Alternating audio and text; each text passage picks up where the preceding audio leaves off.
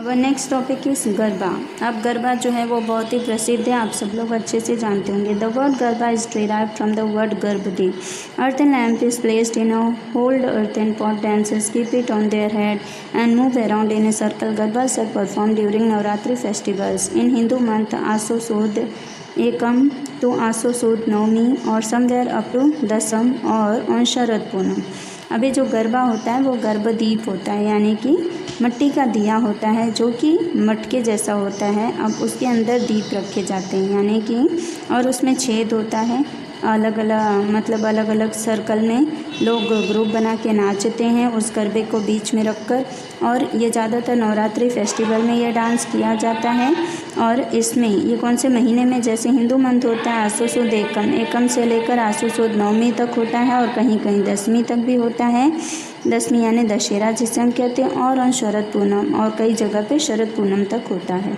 In all part of Gujarat, ज़्यादातर गुजरात के हर भाग में ये डांस होता है। Gujarati people perform and sing garba to worship and pray Adya Shakti goddess of power. अब गुजराती लोग जो होते हैं वो डांस करते हैं और गरबा सिंग करते हैं, यानी ये जो भक्ति गीत होता है देवी को प्रसन्न करने के लिए किया जाता है, जिसे कहते हैं आद्य शक्ति देवी को।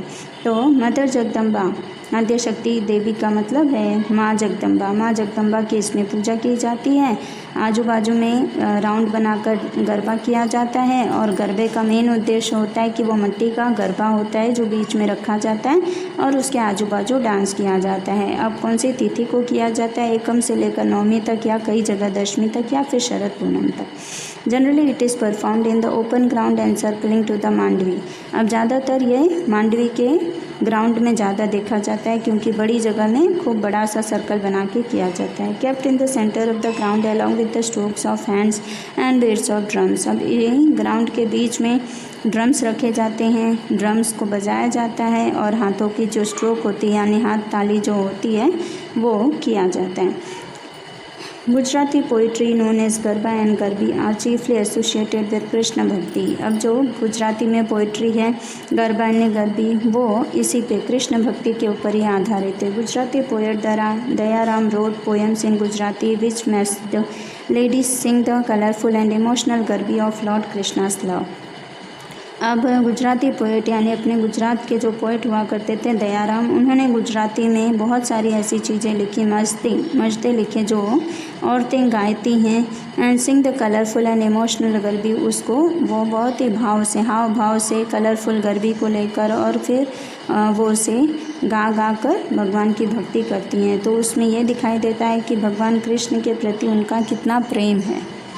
नेक्स्ट रास is a dance to be performed in circle along with singing. This is a story that Lord Krishna had shown Ras Leela to devote Bhakt Narsingh Mehta. Ras is mostly performed in Gujarat during Navratri.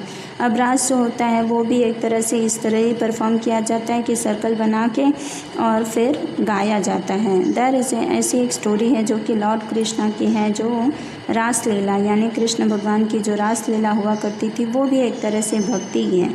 तो भक्त नरसिंह मेहता ने इसकी शुरुआत की थी।